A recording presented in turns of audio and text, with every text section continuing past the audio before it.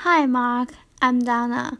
My student number is S0441052. Today I'm going to read a speech delivered by Liukas, and the title is A Delightful Way to Teach Kids About Computers and Sophomore at NCUE. Code is the next universal language. In the 70s, it was punk music that drove the whole generation. In the 80s, it was probably money. But for my generation of people, software is the interface to our imagination and our world.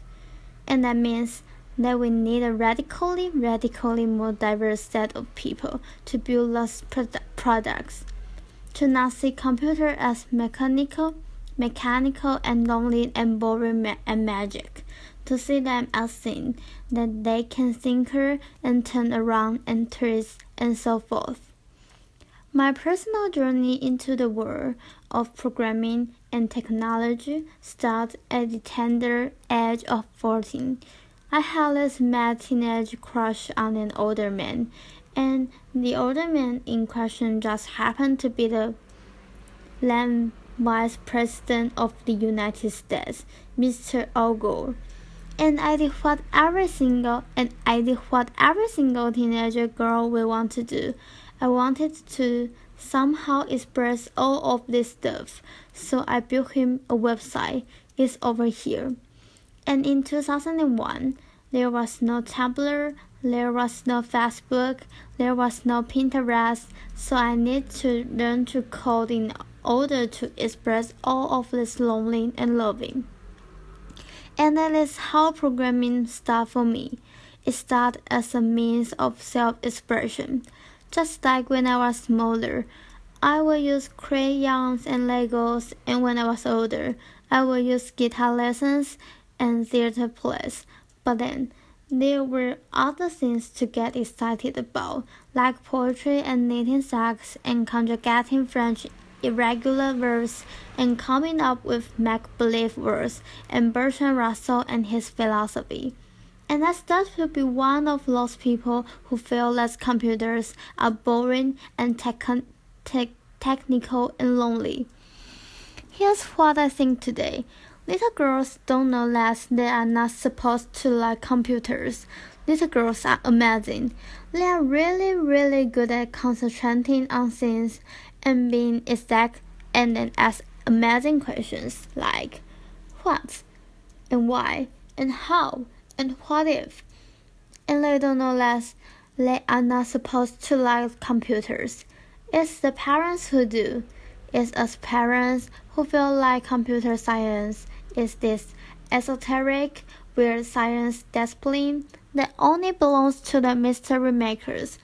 That is almost as far removed from everyday life as, say, nuclear physics. And they are probably right about that. There's a lot of syntax and controls and data structures and algorithms and paradigms and protocols and paradigms in programming. And we as a community, we have made computers smaller and smaller. We have built layers and layers of abstraction on top of each other between the man and the machine, to the point that we no longer have any idea how computers work or how to talk to them. And we do teach our kids how the human body works. We teach them how the combustion engine functions, and we even tell them that if you want to really be an astronaut, you can become one. But when the kid comes to us and asks, so what is a bubble sort algorithm? How does the computer know what happens when I press play? How does it know which video to show? Or Linda, is internet a place? We adults, we grow oddly silent. It's magic, some of us said. It's too complicated, the others said. Well, it's neither. It's not magic and it's not complicated. It all just happened really fast. Computer scientists built these amazing, beautiful machines, but they made them very foreign to us. and also the language we speak to the computers so that we don't know how to speak to the computers, anyone without our fancy user interfaces. And that's why no one recognized that when I was conjugating French irregular verbs, I was actually practicing my pattern recognition skills. And when I was excited about knitting, I actually was following a sequence of symbolic commands and including loops inside of them. And that Bertrand Russell's lifelong quest to find an exact language between English and mathematics found its home inside of a computer.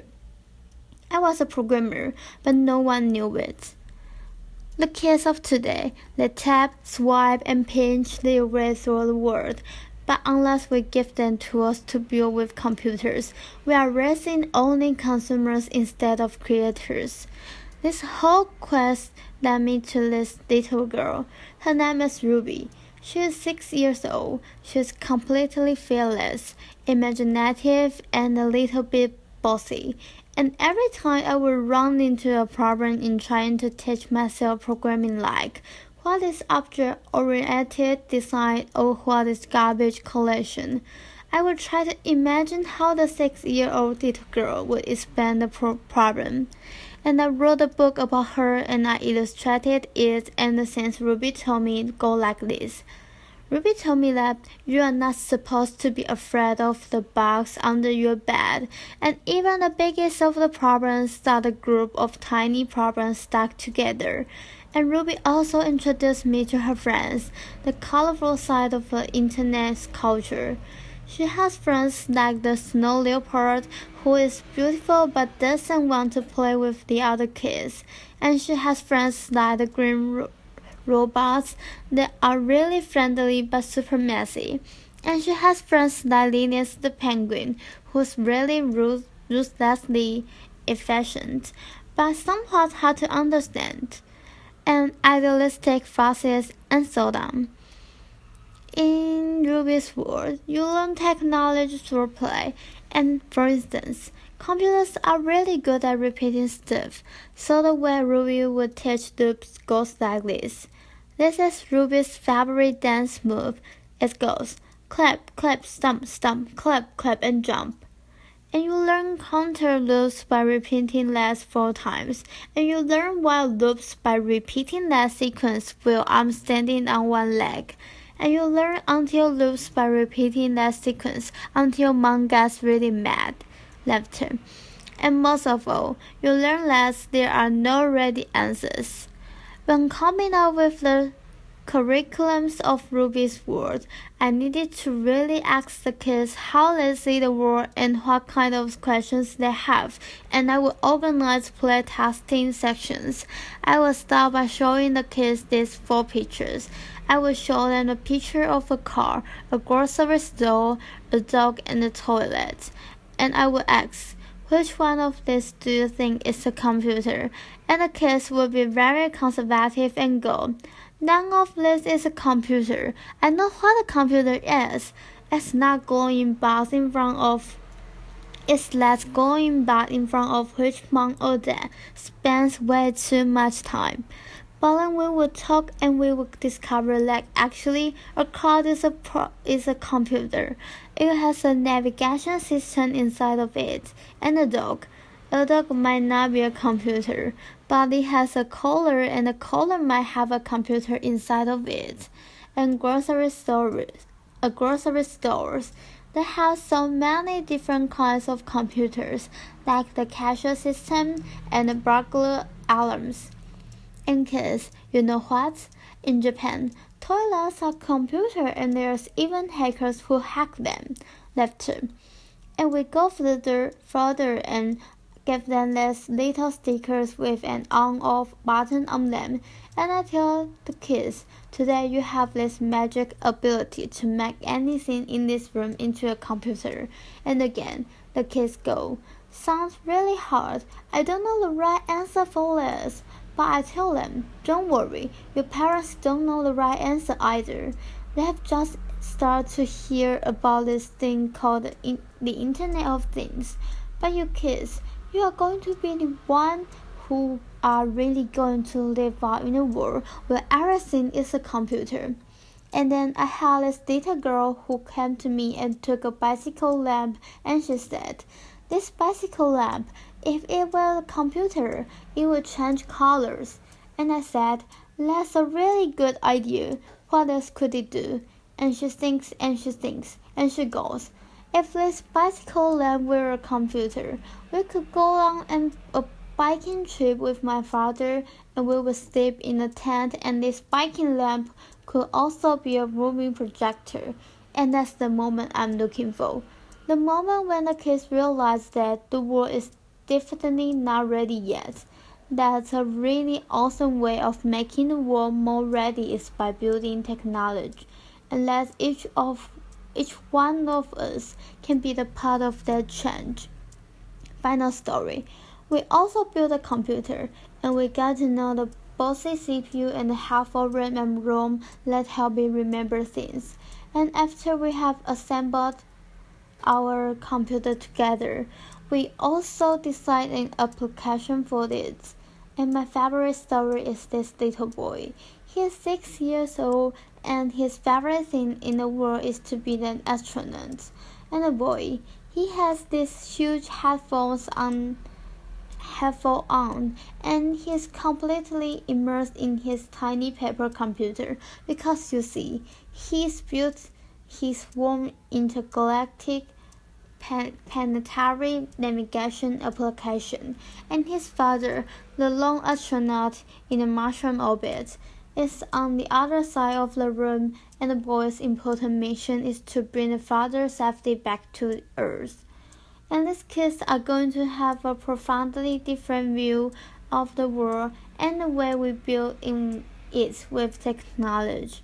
Finally, the more approachable, the more inclusive, and the more diverse we make the world of technology, the more colorful and better the world will look like. So imagine with me, for a moment, a world where the stories we tell about how things get made don't only include the 20-something-year-old Silicon Valley boys, but also Kenyan schoolgirls and Norwegian librarians. Imagine a world where the little adult lovelands of tomorrow, who live in a permanent reality of oneness and diverse.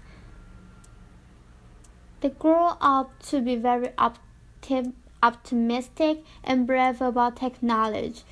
They embrace the powers and opportunities and the limitations of the world, a world of technology that is wonderful, whimsical, and a tiny bit weird.